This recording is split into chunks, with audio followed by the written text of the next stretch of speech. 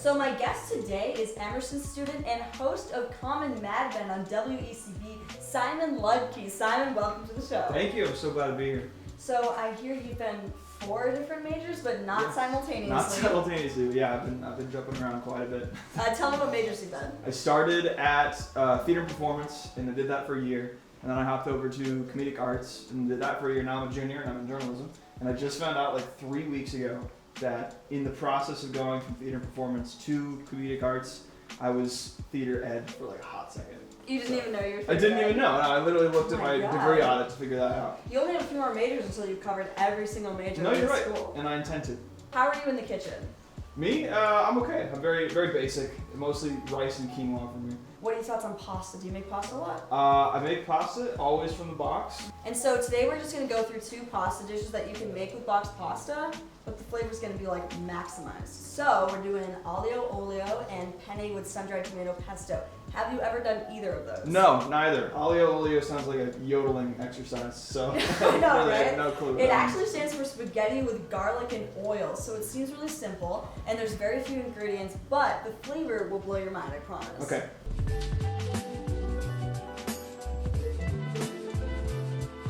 What we're gonna do first, we're gonna prep our ingredients. Basically, like I said, there's very few ingredients. Garlic, fresh parsley. Don't get the dried stuff, get the fresh stuff. It's just so much better. Nice little lemon Perfect. to get that sort of like acidity at the end of our dish. Of course, we need oil because it's spaghetti with garlic and oil. And then we're also gonna do red pepper flake. Do you use this stuff a lot? On pizza? Yeah, That's it's really good it, on though. pizza. It's actually like a fantastic ingredient to put in your pasta. So basically what we want to start with though is cutting up our garlic. The best way to peel your garlic for this thing is normally you would crush it, but we don't want to break it up too much because when we cook the garlic, we don't want it to burn. Garlic's super delicate, so you have to be careful with it. So when we do put it in the pan, we're going to start it on a really low heat and just let it come up to temperature. Mm-hmm. Cool. Great. So the best way I find to do this, cut off the top, cut off the end, and then push that aside, and then we just want to peel that garlic. When you cut off the top and the end, it makes it so much easier to peel. Perfect. So we have this little flat surface here, and what we want to do now is we just want to get really thin slices of this garlic. So I'm going pretty thin here. So tell me about growing up. Were you in the kitchen a lot? Were your parents big cooks? No, I had a ever-changing cycle of nannies growing up because my parents were always working, so me and my brother learned a little bit to cook from our nannies, but pretty basic stuff. Like what? Toast and some mean scrambled eggs for breakfast, lunch, and dinner. Ooh, this is a pretty good amount of garlic. Cool. And then basically I'm going to pan down here. And we can get this going in the pan. The key here is to start this in a cold pan with olive oil. And I'm getting this to like a really low temperature because I just want to very like slowly raise up the temperature here. Grab a little bit of oil, you want to put some of that in the pan. Sure. Just want to cover the bottom of the pan. And we'll just add our garlic, and then this is very slowly going to come up to temperature. We can even add a little bit more. Sounds good. Nice. Wow. So that's going to slowly come up to temperature, and we're going to drop our spaghetti in. So I've already salted my water and set a rapid boil, and now we're going to throw in our pasta. A few key things here. Make sure you have a big enough pot and enough water, and heavily, heavily salt that pasta water because that's the chance you get to season your pasta. Also, don't add olive oil to your pasta water. It's just a waste of your good olive oil. If you want to prevent your pasta from sticking to itself, just stir it around every once in a while with your tongs. So this is really nicely slowly roasting. Cool. We're looking for some like browning on the edges a little Yeah, bit? just a little bit of browning on the edges. Nice. We just want these to do like a golden type of color to them. Cool. And what's great about this pasta, it takes like 10 minutes to cook, and that's about the time that this will take to sort of get up to the temperature we want it. Awesome. While your garlic's roasting, add in your red pepper flake. Then go ahead and chop up your parsley. Once your garlic's all golden, take a mug of your pasta water and add some of it into the pan with the garlic. That water's super starchy, so when you add your pasta to the pan and start mixing it around, it will create an emulsification, making a creamy sauce rather than something that's oily or watery. I remember for Thanksgiving one year, my family was making a dish kind of similar to this. Oh, really? And my older brother came home. I hadn't seen him for give or take 6 months. Oh, geez. Really, really excited to see him. And I remember walking into the kitchen and he was helping with the pasta, and I smelled this like horrible, horrible smoke smell. Oh, boy. And I ran into my room and started crying because I thought my older brother had picked up smoking.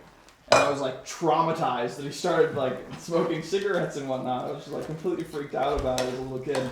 And then my mom came in and just told me he burned the pasta. So I was completely wrong about that. So, don't burn your pasta. Anyway, now you're all set to add in your parsley and your lemon and serve it up.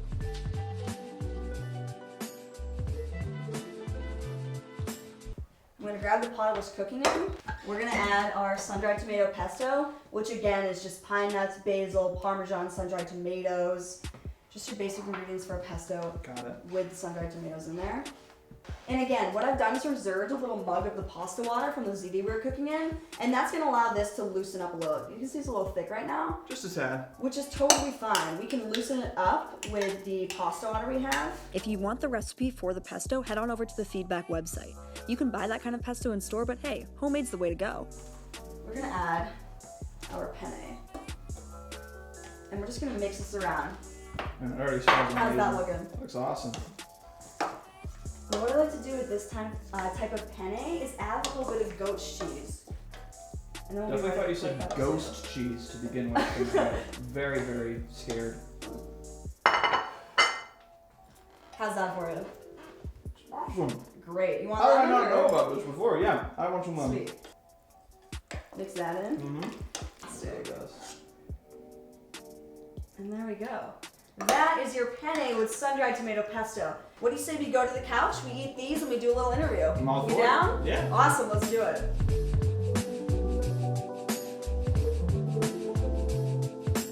All right, Simon, so we got spaghetti, aglio olio, and penne with sun-dried tomato pesto. What do you say we give them a try? I'm all for it. Awesome. What do you think? It's fabulous. Want to do a little switch? Please. See, this one's the winner for me. I could honestly eat this whole plate right now. So would you make these on a weekday? Either of these? I plan to. You want to get into some questions? Sure, hit me. So I want to start first by talking about your time in Durban, because we were in Durban together for a while. What's your favorite part about Durban? I really just liked how much writing we were able to accomplish. No, yeah. I love that all of our shows came together at the very last second. And it was fun, like, taking photos of everybody and doing the posters. So you host a show called Common Mad Men on WECB. I do. Can you tell me a little bit about that? Yeah, it changes every season. We're in season 6 now, and my co-host, who actually moved to Colorado and then is now back here, is back on the show. But this semester it's a little more simple. We're just calling it musical chess, where basically we talk about the philosophy of the given song. We start with the last song of the previous broadcast. Okay. And if that were my song, then my co-host Samson would have to respond with a song with a contrasting philosophy. We basically just go, it's a philosophy talk show, but with kind of music as a medium. So with that in mind, can you compare and contrast Dolly Parton's 9 to 5 with Travis Scott's Sicko Mode? Sure. Okay, so Dolly Parton's 9 to 5 is obviously an incredibly empowering work of music. Sicko Mode is empowering in a kind of energizing type of way. Yes, it's a very good pump-up song. Actually, very amazing pump-up song. Ultimately, the key difference between them is that Travis Scott comes from a place of enormous wealth now, and he's representing that type of championship of his own narrative, whereas Dolly Parton is still pushing for the working class even today. And I think those are the core contrasting philosophies. Is Travis is about that glory, which is obviously everybody should strive for, but Dolly Parton is really about those that working class. Since you host Common Mad Men, and I was on your show once for an episode, and we did a little thing called Quick Draw Trivia. Do you want to quickly explain like what that game is? Yes, so Quick Draw Trivia for season 5 was the last game of every single episode. It was the only carryover game. And basically, at the end of the episode, we would introduce it with a very small portion of the song "The Sheriff" by Emerson, Lake and Palmer. We would scream Quick Draw Trivia as loud as we possibly could and do cowboy noises for give or take a minute.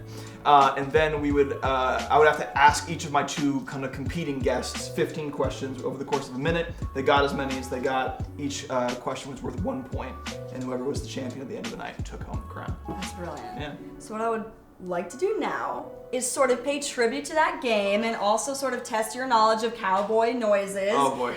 If you wouldn't mind, pick a cowboy hat and we'll do our own little minute-long Quick Draw Trivia intro. Okay, let's do it. All right, great. You ready? I'm so ready. Let's count down. 3, 2, 1. 1. Yeah! Hey, so we super peaked while trying to do our Quick Draw Trivia Yeehaw intro, so we're gonna give it another go. Let's go. Ready? Cool. Yeah. Quick Draw Trivia! Go in by myself, man. Ride on a horse, come on, today. Someone pours in the water hole. That's great. Yeah. That's awesome. Breathless, really. Would you mind if we kept these on for the rest of the interview? Please. And what do you think like the most important quality for a journalist to have is? That's the biggest thing I'm working on, is that you have to not be afraid to meet people. And I'm definitely, like, because there's such a huge professional standard, especially at Emerson, I'm definitely very scared to go walk up to somebody who's like a member of local government or runs their own business, and they're immediately skeptical of what you're going to write about them. You have to, not be afraid to just introduce yourself, say hi, and like try to be as non-biased as humanly possible. So you were a comedic arts major, now you're a journalism major. You were theater and then theater ed. Theater ed like by accident, right? Totally by accident, momentarily. It was just because I had to take a transition class that also counted for credits in the comedic arts major. Okay. Yeah. Can you summarize each of those majors in one word? Sure. Theater performance, dramatic. Theater ed, IDK. Comedic arts, talented. So talented. And then journalism, politics. And what's your dream guest on Common Mad Men? Wow. This season, Earl Sweatshirt's dad just died. He was like a poet laureate, but his work is absolutely amazing. So if I would be able to have him on, that would be really, really cool. But yeah, because we talk a lot about poetry on the show this semester. But in terms of like living people, maybe just Earl. That would be sweet. That'd be if really you had fun. him on, that would be insane. I'd be all for it. And then lastly, I just want to do one more game with you. Okay. So there's that game, Fuck, Marry, Kill. Let's do a little twist on that. Let's do Cook with, Marry, Kill. Cook with, marry, kill. Okay. Bob Ross, Bill Nye, and Mr. Rogers. Oh, they're all so nice. I would marry Mr. Rogers so I could support him emotionally and financially. And he would just be nice to you every single day. Yes, he would be so nice. It would be so rewarding, and I just want to see him achieve everything he wants to achieve. Okay. I would kill Bill Nye. Okay, I agree with that, honestly. Just because you can't kill Bob Ross. I can't kill Bob Ross. I would cook with Bob Ross because he would turn it into an art form. You're right. I have to justify killing Bill Nye though, because like now it's not that he doesn't have an enormously important voice, right? But now that people are really starting to agree with him on a large scale, we don't need him so much anymore. So you think his time has passed a little bit? I mean, he can still make a huge But difference. he'll always be a legend. Yeah, absolutely. All three of these will always be legends. Yes. And so will you. Simon, thank you so much for joining me. Happy to be here. It was It's been so a blast. fun. Good luck with Common Mad Men. Thank if you you. want to plug anything, go ahead. Plug anything to any camera. Yes, I'm also the music director for WCB, so Awesome. check out the WCB music blog. There's so much good music journalism on there.